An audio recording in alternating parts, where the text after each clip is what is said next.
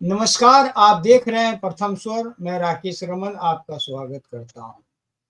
यूं तो कल रात, लेकिन वो अगर टाइम को देखकर बोला जाए तो आज ही सुबह-सुबह 2 बजकर कुछ मिनट पर राज्यसभा से भी वक्फ अमेंडमेंट बिल, जो कि अब जाना जाएगा उम्मीद के नाम से, वो पास हो गया।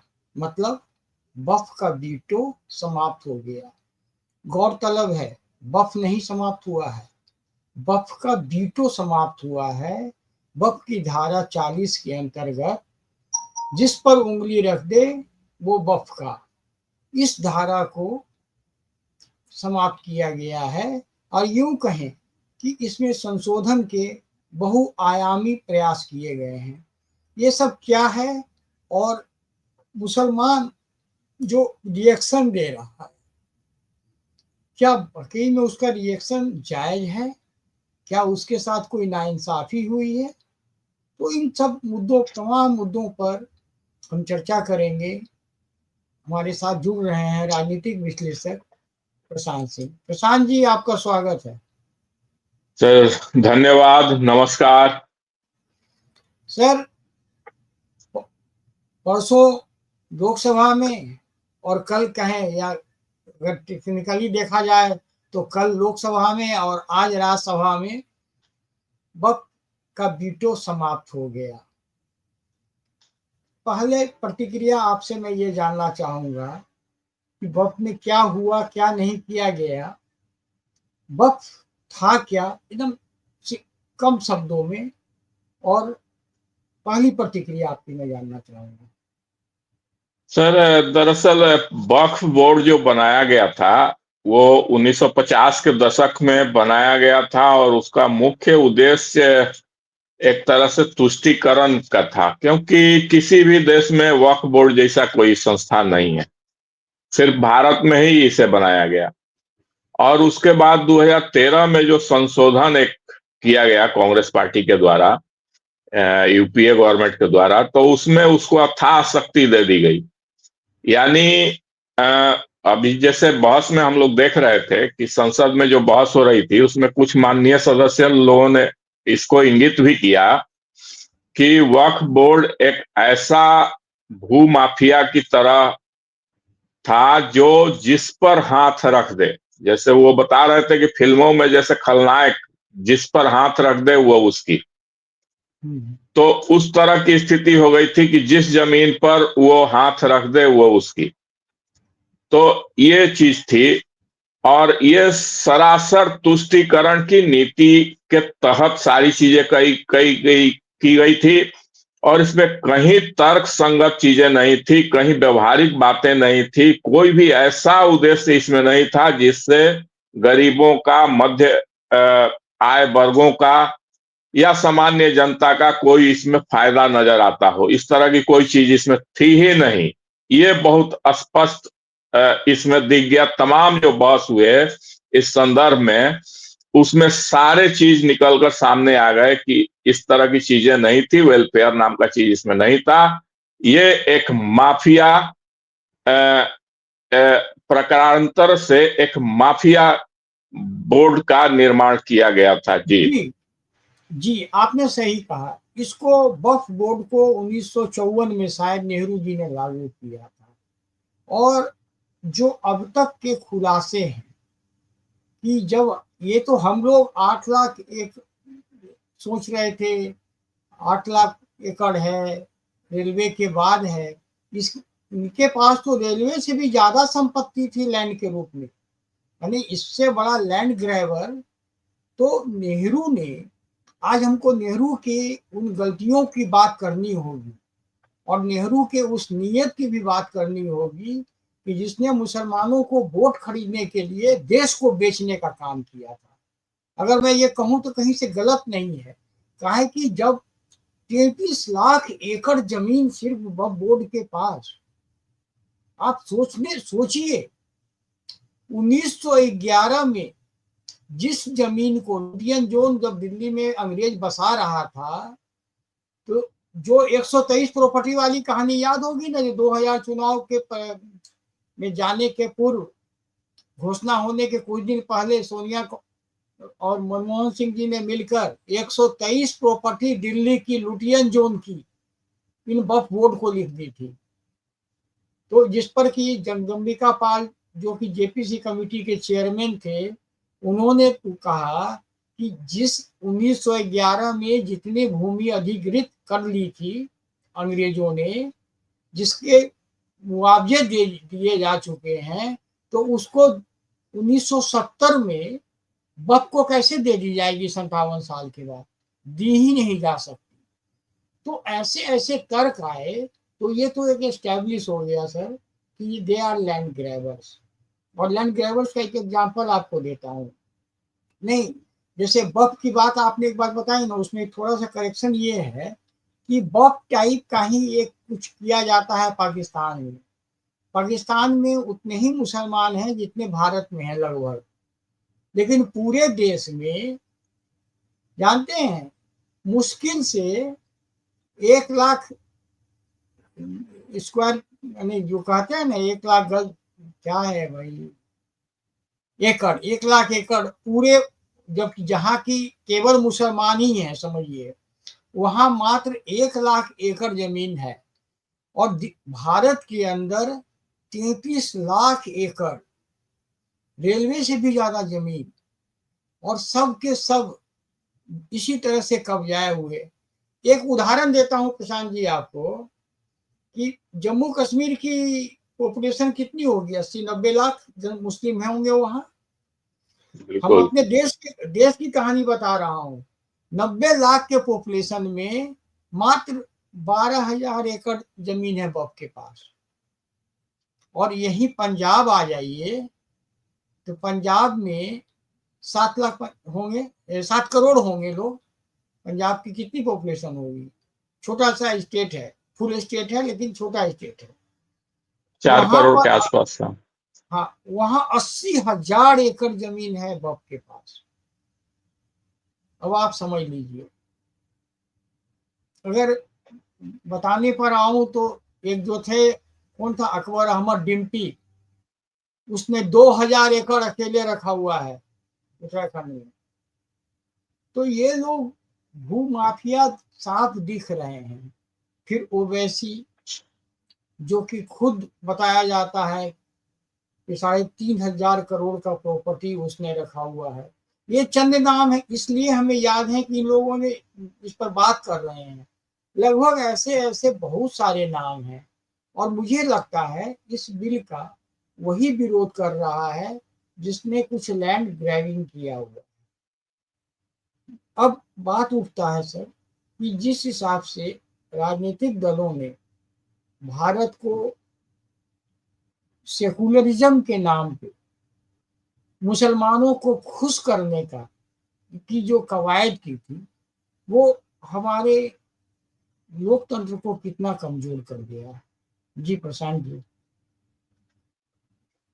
सर थोड़ा सा हम इसमें थोड़ा सा डिटेल बोलेंगे सर, और बड़ी पॉइंटेड बिल्कुल हम बोलिए। थोड़ा सा हाँ, पॉइंटेड बोलिए। थोड़ा सा बोलना चाहेंगे सर। जी जी बाकी बोलिए। क्योंकि सर देखिए, इसमें जितने भी बहस हुए, जितनी भी मीडिया में बातें आई, लगभग सभी लोगों के जहन में आ गया है कि ये वक्फ बोर्ड 1950 के दशक में बना, 2013 में यूपीए की सरकार ने इसमें और सारा संशोधन करके उसको राष्ट्रपति से भी ज्यादा ताकत दे दिया, बहुत ज्यादा ताकत दे दिया। और उसको पूरी तरह भू माफिया, लैंड ग्रैबर और अति शक्तिशाली बहुत सारा चीज उसको बना दिया। ठीक है, वो सारी चीजें लोगों के जहन में आ गई। अब इसके पीछे सर कुछ चीजें और हम बताना चाहते हैं। जैसे एक छोटी सी बात बताना चाहते हैं कि इसमें उस कानून में कहा गया था कि वक्फ बोर्ड में ट्रिब्यूनल होगा, ट्रिब्यूनल में अदर देन मुस्लिम कोई नहीं होगा, सिर्फ मुस्लिम ही होंगे। और ट्रिब्यूनल की बात को, फैसला को सिविल कोर्ट में चुनौती नहीं दी जा सकती, जबकि रेवेन्यू मैटर्स, लैंड मैटर्स में सिविल कोर्ट की अथॉरिटी सबसे ज्यादा है। इवन हाई कोर्ट भी मैटर को सिविल कोर्ट में भेजता है कि पहले वो देखे। तो ये चीजें हैं। तो इससे समझ सकते हैं कि कितनी बड़ी साजिश के तहत इस चीज को किया गया कि ट्रिब्यूनल, वक्फ बोर्ड का ट्रिब्यूनल में सिर्फ मुसलमान होंगे और उस ट्रिब्यूनल को के खिलाफ सिविल कोर्ट में नहीं जा सकते। ये कितनी बड़ी साजिश है, एक चीज। दूसरी चीज आते हैं सर कि सेकुलरिज्म के नाम पर इसमें जो ब्लैकमेल करने की कोशिश की गई कि बहुत सारे नेताओं को, जैसे नीतीश कुमार, चंद्रबाबू नायडू, वो जयंत चौधरी, चिराग पासवान, जीतन राम मांझी और भी तमाम जो भाजपा के सहयोगी दल, जो एनडीए के घटक दल हैं, उनको ब्लैकमेल करने की कोशिश की गई कि वो अगर वक्फ बोर्ड संशोधन का समर्थन करते हैं तो वे गद्दार हैं या। लेकिन एक चीज यहां समझने की बात है सर, बहुत स्पष्ट रूप से, आज सेकुलरिज्म का परिभाषा, आज नहीं, शुरू से इस देश में सेकुलरिज्म की असली मीनिंग बदल दी गई है। सेकुलरिज्म की शाब्दिक मीनिंग जो भी हो, शाब्दिक अर्थ जो भी हो, सेकुलरिज्म का व्यवहारिक मीनिंग जो इन प्रैक्टिकल है, जो धरती पर, जमीन पर जो लागू किया जाता है, उस सेकुलरिज्म का व्यवहारिक रूप यही है तुष्टीकरण, तुष्टीकरण और सिर्फ तुष्टीकरण। इसके अलावा कोई साबित कर दे कि सेकुलरिज्म कोई पार्टी करती हो। क्योंकि एक चीज मैं बताना चाहता हूं सर, जो केरल में ईसाई संगठनों ने लगातार प्रदर्शन किया है वक्फ बोर्ड संशोधन बिल के समर्थन में, इस बिल के संशोधन के समर्थन में, जो ईसाई कट्टर विरोधी हैं भाजपा के, लेकिन इसी भाजपा के इस बिल के समर्थन में वो सड़कों पर उतरे हैं, प्रदर्शन कर रहे हैं। लेकिन उन ईसाइयों का फिक्र किसी भी सेकुलरिस्ट को नहीं है, क्योंकि उनका वोट इनके लिए माने नहीं रखता है। वो सिर्फ केरल तक सीमित है उनकी संख्या, बाकी जगहों में बहुत सीमित हैं। तो जिनको, जिनकी संख्या सूट करती है, बस वही सेकुलरिज्म के चश्मे में, उसी वही सेकुलरिज्म के फ्रेम में आता है। यानी वोट बैंक और तुष्टीकरण को इन लोगों ने सेकुलरिज्म का चादर ओढ़ा दिया है, आवरण पहना दिया है। ये चीज समझने की चीज है सर इसमें, ये बहुत बड़ी बात है। सर एक चीज और है कि आपने कहा कि नेहरू जी की गलती, गलती नहीं थी सर, ये सोची समझी साजिश थी, सोची समझी रणनीति थी। एक चीज है सर, कहानियां हम पढ़ते हैं, चाहे वो फिक्शन हो, काल्पनिक हो, पता नहीं उसमें सच्चाई है कि नहीं है, और शायद नहीं भी हो और नहीं ही होती है।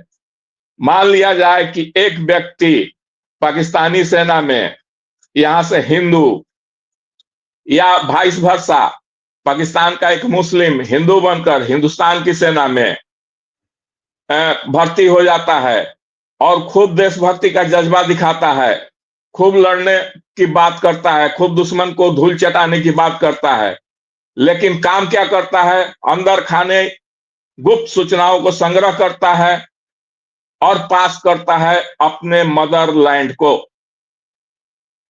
तो उसको क्या कहेंगे आप? उसका जो बाहरी रूप देख रहे हैं वही कहेंगे? बहुत सही। नहीं सर, वो बाहरी रूप जो देख रहे हैं वो नहीं है, उसका भीतरी रूप कुछ और है। वो साजिश करता है, वो दुश्मन है, वो तबाह करने के लिए एक रणनीति के तहत आया हुआ है। तो सर अब मैं इससे ज्यादा नहीं कहूंगा।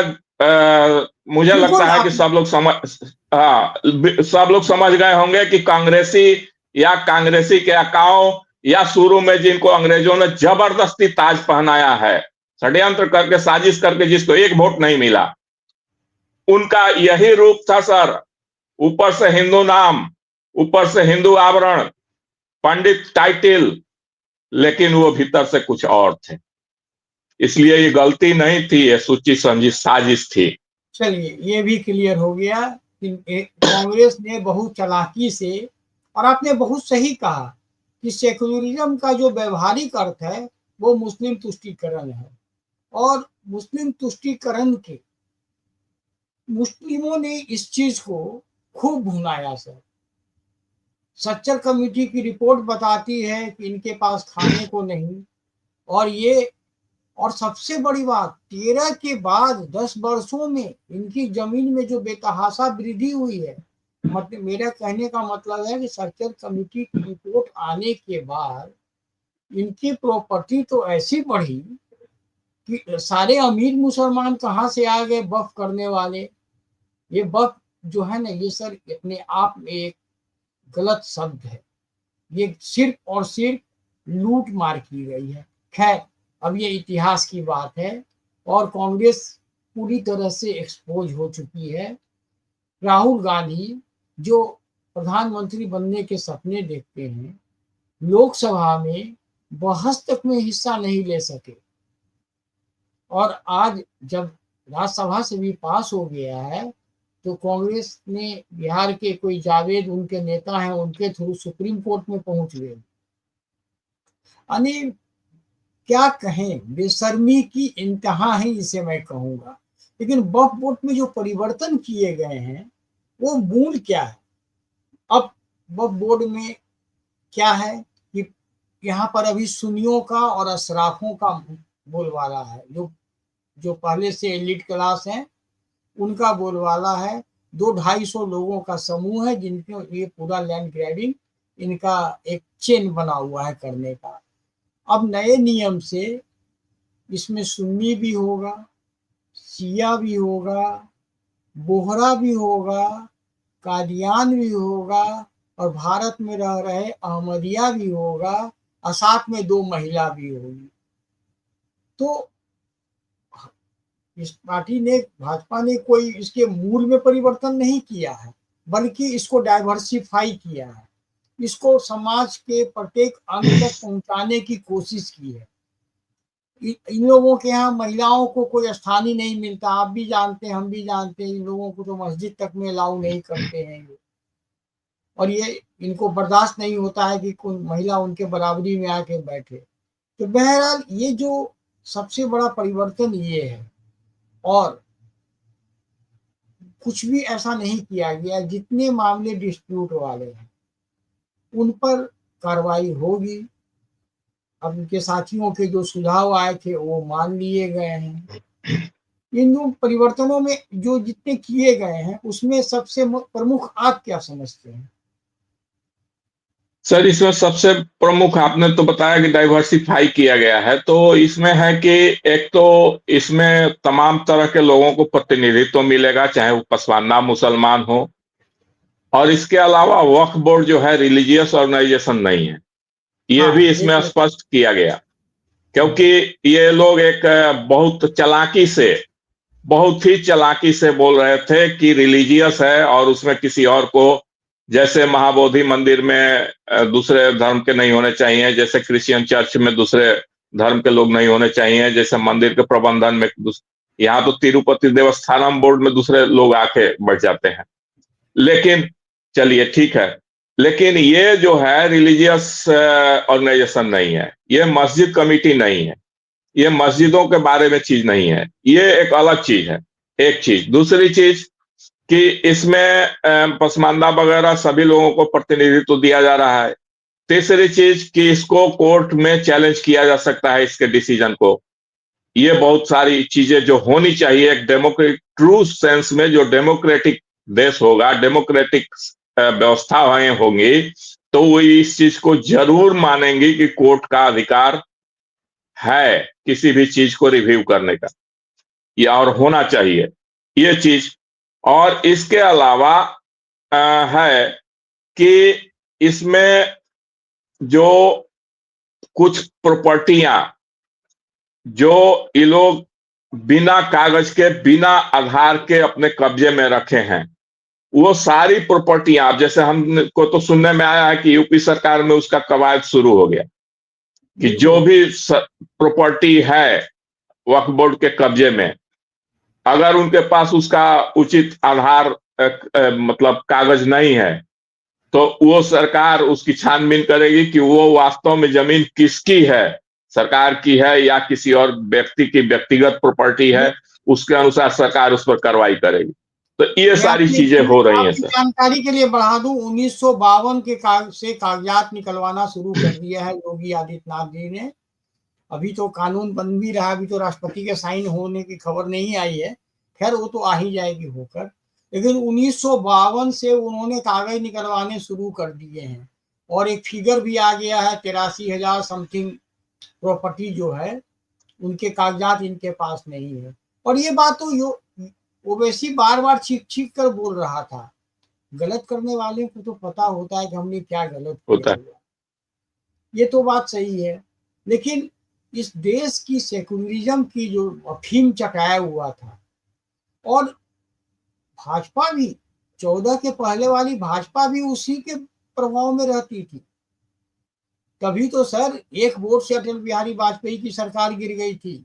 आज राज्यसभा से आप पास कराए हैं, आप अल्पमत में थे, लेकिन आप कितने वोट से जीत कर आए।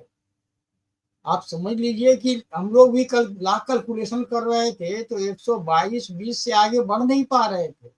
अल्टीमेटली आप एंड करते हैं 128 से। जो बीजू जनता दल बात कर रही थी बुश की, वो आ गई अंतरात्मा की आवाज पे। तो फ्लोर मैनेजमेंट अमित शाह का, और बहस के दौरान विपक्ष के नेताओं के दिवालियापन को देखकर दया आ रहा था सर। वक्त पर कोई एक वक्ता विपक्ष का जो बोला हो आर्टिकल 40 को लेकर, एक नहीं। आए बाएं साएं, कोई कुम की बात, कोई फलाने की बात, कोई कहीं की बात, कोई कहीं की बात, और नहीं कर रहे थे तो बफ की बात और चर्चा थी बफ पर। यानी समझ में नहीं आता है। अखिलेश यादव तो 2 डिग्री आगे चले गए, भाजपा को राष्ट्रीय अध्यक्ष नहीं चुना जा रहा है। तो ऐसे मानसिक स्थिति, और माने मैं तो क्या बोलूं, कभी कभी इन लोगों की बातें सुनकर हमको इतनी तकलीफ होती है, क्योंकि हमने विपक्ष के रूप में अटल जी, अरुण जेटली वगैरह लोग, सुषमा स्वराज वगैरह को सुना है, तो हम लोग उसी तरह की कुछ बातें की अपेक्षा करते हैं। लेकिन इन लोगों की बातों को सुनकर लगता है कि क्या कहा जाए। खैर सर, जनता दल यू, नीतीश जी भी बहुत बड़े चैंपियन थे सेकुलर फ्रंट के। ऐसा क्या हुआ जो मैं आपसे समझना चाह रहा हूं कि वो इसके समर्थन में आए, और उनके एक निगम पार्षद थे, एमएलसी थे, गुलाम गौस। हाँ। गुलाम गौस। उन्होंने वक्फ को लेकर भी यानी पार्टी छोड़ दी। पार्टी छोड़ दी तो क्या उनका एमएलसी पद भी चला जाएगा? एक बात ये। लेकिन क्या गुलाम गौस को वक्फ के वीटो लगने पर इस पर उनको क्या दिक्कत हो सकती है? ये बिहार के परिप्रेक्ष्य में मैं आपसे समझना हाँ चाहूंगा। हाँ, बिहार के परिप्रेक्ष्य में सर बोलना है कि देखिए सर, दो बात है। एक तो है कि कुछ ऐसे लोग भी हैं, और कुछ ही नहीं, इसके हजारों आंकड़े हैं लोगों के पास, क्योंकि जो राजनीति में हैं, और नीतीश कुमार जी हो या खुद लालू जी हो, सबको सब कुछ पता रहता है। तो सबको पता है सर कि वक्फ बोर्ड के नाम पर कितना कट मनी, जैसे मान लिया जाए सर कि आपके पास 10 बीघा का एक प्लॉट है, और वो आपके कब्जे में है, भले ही वक्फ बोर्ड के नाम पर वो कब्जा किया हुआ है, और आपने मुतवल्ली है। हाँ, हाँ, और आपने किसी को यूज करने के लिए दे दिया, और आपने टोकन मनी को दे दिया, और तरह तरह के बहाने बना दिए कि उससे जो है समाज का कल्याण होगा, गरीबों का भलाई होगा, फलाना ठिकाना। लेकिन ऐसा कुछ है नहीं हकीकत में। हकीकत में क्या है कि आपने उसको 100 रुपए मंथली टोकन पर दे दिया मान लीजिए, लेकिन उससे उसको आमदनी हो रही है 1 करोड़ प्रति माह मान लीजिए, और वो आपको कट मनी उसमें से 50 लाख आपको दे रहा है, 40 लाख अपने बचा रहा है, 10 लाख जो है वो मिसलेनियस खर्च हो रहा है। तो आपको तो बैठे बिठाए, वो जमीन आपका नहीं है, जमीन से आपका दूर दूर तक कोई रिश्ता नहीं है, और बैठे बिठाए चूंकि वक्फ बोर्ड के नाम पर आपने हड़प लिया है, तो आपको बैठे बिठाए इतना बड़ा अमाउंट आ रहा है हर महीना, तो आप एक माफिया की तरह उस पर जमे हुए हैं। चलिए, ये तो बात भी ये अब हाँ, क्लियर है। अब आज हम बिहार हाँ, संदीप को बताइए। तो ये हाँ, उसी पर हम आ रहे हैं सर। तो जनता दल यू के लोगों ने जब इस पर सारा रिसर्च कर लिया, तो उन लोगों ने देख लिया कि इस कानून में ऐसा कुछ भी नहीं है जो इन जनरल मुसलमानों के लिए अहितकर हो। मुसलमानों के लिए कुछ भी इसमें नुकसानदायक चीज उनको नजर नहीं आया। एकदम वो सेकुलर लाइन पर चलते हैं, बल्कि कुछ हद तक हम कहेंगे कि तुष्टीकरण के लाइन पर चलते हैं जदयू के लोग। लेकिन उनको यहां भी कुछ भी नजर नहीं आया कि उनके लिए कोई इसमें हिचकने वाली, संकोच करने वाली बात है। इस कानून में उनको कुछ भी, इस संशोधन में उनको ऐसा कुछ भी नजर नहीं आया। एक तो यहाँ ये बात है।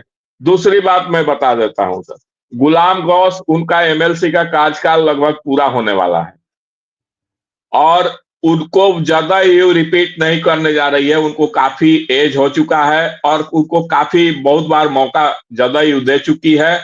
तो दोबारा उनको नहीं देके जदयू में चल रहा है कि कुछ नए मुस्लिम चेहरों को आगे बढ़ाना है, अब इन लोगों को रिटायर करवाना है। तो खट्टे अंगूर कौन खाए, गुलाम गौस ने रास्ता नाप लेने का काम किया। दूसरे और हैं, एक गुलाम, ये रसूल बलियावी, ये भी एक्स एमएलसी हैं, भूतपूर्व एमएलसी हैं जदयू के। इनको भी पार्टी ने मोटा मोटी ठान लिया है कि अब इनको भी काफी सम्मान दिया जा चुका, काफी बार इनको एमएलसी वगैरह बनाया गया। अब इनका भी उम्र हो गया, अब नए चेहरे को हम आगे बढ़ाएंगे, मुसलमान ही होंगे लेकिन नए चेहरे होंगे। तो इन नीतियों के चलते जदयू ने तय किया था कि इन दोनों को अब आगे इस तरह के मतलब विधायक या सांसद बनाने का सवाल नहीं उठता है। नए लोगों को नए चेहरों की जगह दी जाएगी। तो इससे ये दोनों ही खट्टे अंगूर कौन खाए, इसलिए इन लोगों ने अपना रास्ता नापने का काम किया। ये इनको मुद्दा मिल गया, एक बहाना मिल गया कि इस बहाने हम लोग अलग हो सकते हैं। अब 4-5 लोग और, कुल मिलाकर 7 लोग यहां से जदयू से निकले हैं मुसलमान समुदाय से।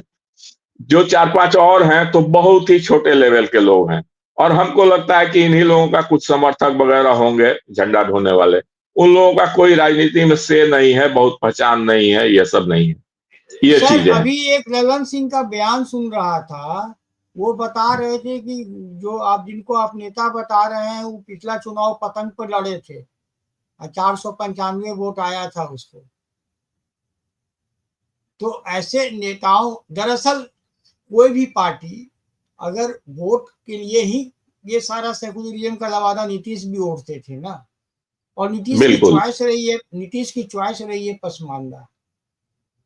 पसमानदा बिल्कुल के बिल्कुल लिए उन्होंने बहुत काम किया, इसमें कोई शक नहीं है। नीतीश जी ने पसमानदा के लिए काम किया है। लेकिन जो हाल के चुनाव में जिस तरह से वोटिंग हो रही है, वो शायद नीतीश जी को भी दुखी कर रहा है अंतर से। ये लोग यानी ये एहसान याद नहीं रखते हैं, ये सब भूल जाते हैं जब इनके लिए इनका धर्म आगे आता है। तो क्या इसी सर का एक चीज, परिणाम है कि नीतीश भी कुछ किनारा करते दिखे हैं?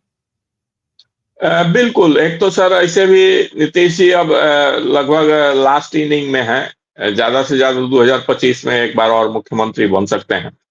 तो वो बहुत ज्यादा, एक चीज और हम कहेंगे कि जैसे अली अनवर हैं एक, वो पसमानदा समाज से हैं और उनको राजनीतिक पहचान दिलाने में नीतीश कुमार की सबसे ज्यादा भूमिका थी।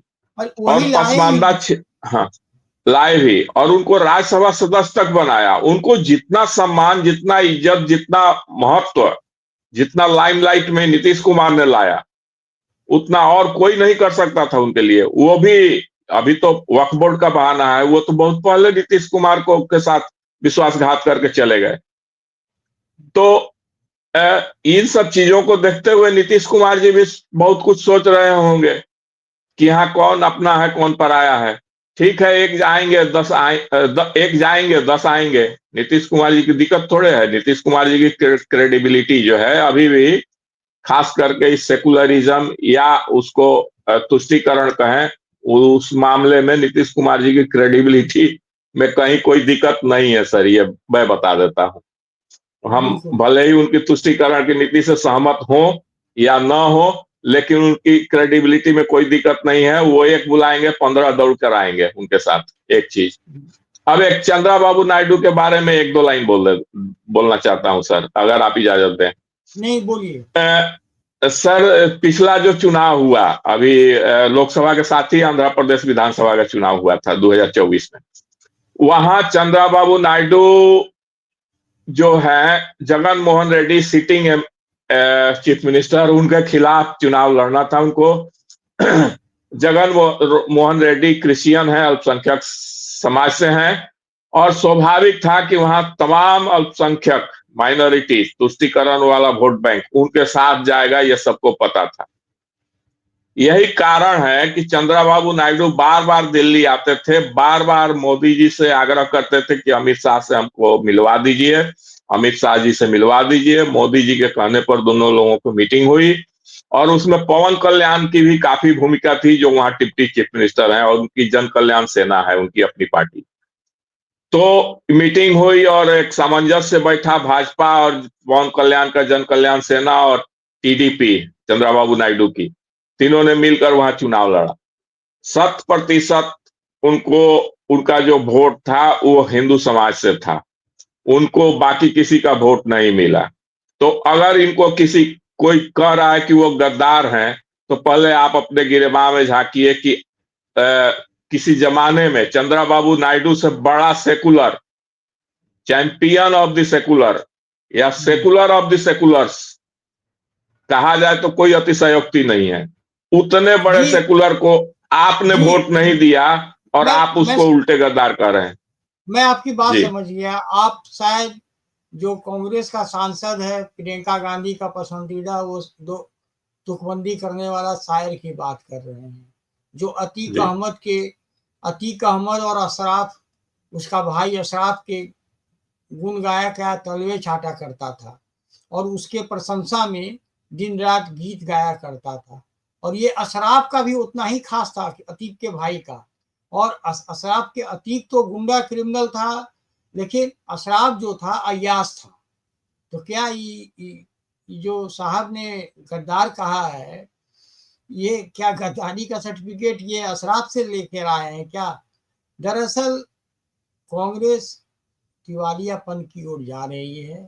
कांग्रेस का मेंटल बैलेंस खत्म है। उसके पास आप देखिए आज राहुल गांधी के इर्द गिर्द कौन होता है, जो मोदी जी के टुकड़े टुकड़े करने की बात करता था, इमरान मसूद, और फिर ये। तो ये सब चीजें गद्दार कहने का, मुसलमान से बड़ा गद्दार तो कोई कौम ही नजर हमको नहीं आता सर। अगर कांग्रेस ने तुमको इतना शक्ति दिया, सब कुछ किया, तो तुम कांग्रेस को हर जगह छोड़ क्यों दिए?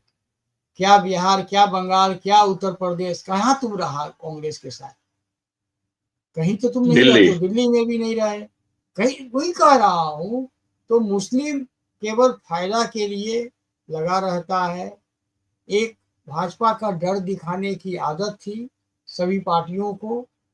अब तकरीबन पार्टी भाजपा के लाइन पर आपको आती हुई दिख रही है। और अभी राज्यसभा के वोटिंग के डिटेल जब आएंगे, तब आपको जानकर आश्चर्य होगा कि आंध्र प्रदेश से जगन रेड्डी का भी वोट भाजपा को ही मिला है। 128 वोट ऐसे नहीं हो गया। कांग्रेस का तो 95 वोट हम लोग गिन के बैठे हुए थे और वही रहा, उसमें कहीं बढ़ोतरी नहीं हुई। और जिस तरह से संसद में बहस हुई है और अमित शाह जी ने जिस तरह से बैटिंग की है, वाकई इस बार भाजपा की तैयारी अद्भुत थी। उनके हर नेता ने काफी स्टडी करके इस पर आए थे, लेकिन चूंकि समय बहुत ज्यादा हो गया है सर, आखिरी जो भी बोलना 1 मिनट। सर, मुझे तो एक चीज और है, मैं थोड़ा सा लाइटर मोमेंट में कहना चाहता हूँ कि संसद में, लोकसभा में एक संबित पात्रा का पात्रा जी का एक स्टेटमेंट बहुत अच्छा, हमको बड़ा हंसाने वाला लगा। उन्होंने कहा कि वक्फ बोर्ड से भी बड़ा एक बोर्ड है, परिवार का बोर्ड, और परिवार उस का बोर्ड। परिवार के पास उससे भी ज्यादा संपत्ति है। रेलवे और आर्मी वो तो सरकारी है, और उनका जो जमीन है वो सरकारी है, वो भारत सरकार का है, वो पूरे भारत की जनता का है। तो लेकिन ये जो प्राइवेट चीज है, तो उसमें परिवार का बोर्ड वक्फ बोर्ड से भी आगे है, उसके पास और भी ज्यादा जमीन है। और लोग, वो उन्होंने नाम नहीं लिया, लेकिन लगभग सारे सदन में ठहाका लगा और सब लोग समझ गए कि किस पर इशारा है। जी सर बिल्कुल जिन पर इशारा है, उसके फोर्ब्स के इंटरनेशनल मैगजीन के कवर पेज पे छप चुकी हैं सबसे अमीर महिला के रूप में। तो उसमें कहीं पर नाम कोई ले नहीं ले, ये बात तो जग जाहिर है। लेकिन वक्फ बोर्ड पे जिस तरह से एक्सपोज हुआ है पूरा का पूरा विपक्ष। शायद अब विपक्ष सुप्रीम कोर्ट की आड़ में, क्या सुप्रीम कोर्ट इसको छूने की हिम्मत करेगा? ये भी देखने वाली बात होगी। सुप्रीम कोर्ट क्या करता है, क्योंकि सुप्रीम कोर्ट के खुद की प्रतिष्ठा तो दांव पे लगी हुई है। अभी जले हुए नोट के बोरों की खुशबू जहां जाइए वहीं मिल रहा है। छोटे तबके पर चर्चा हो रही है और हर जगह यही कहानी है। बहरहाल वक्फ बोर्ड के बीटों से देश को आज निजात मिला है। अब देखने वाली बात होगी कि कितने प्रॉपर्टी से मुक्त हो पाती है और सरकार तक पहुंच पाती है। आज के लिए बस इतना ही। आप हमारे साथ जुड़े, बहुत बहुत आभार, धन्यवाद। वीडियो के लिए लास्ट में मैं हमेशा अपील करता हूँ, आज मैं अपील भी नहीं करूँगा, आप लोग का जो मन करे